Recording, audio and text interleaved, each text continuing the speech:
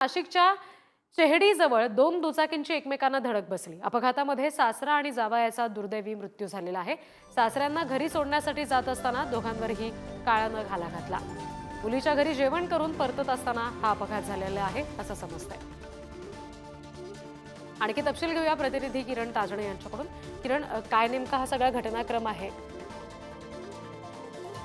खरं तर सासरे आणि लागरास हे आपल्या मुलीच्या घरी जेवणासाठी गेलेले होते।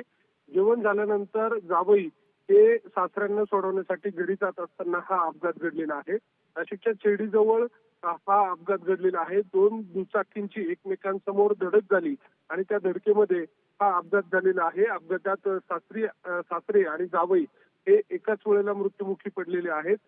एकूणच जर बघितलं तर या अपघाताच्या नंतर परिसरामध्ये मोठ्या प्रमाणात वाहतूक कोंडी देखील झालेली होती।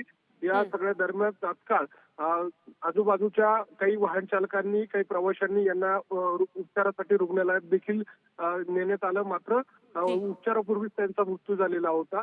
एकूणच या सासरे आणि जावयांच्या मृत्यूच्या नंतर परिसरामध्ये गर्दी।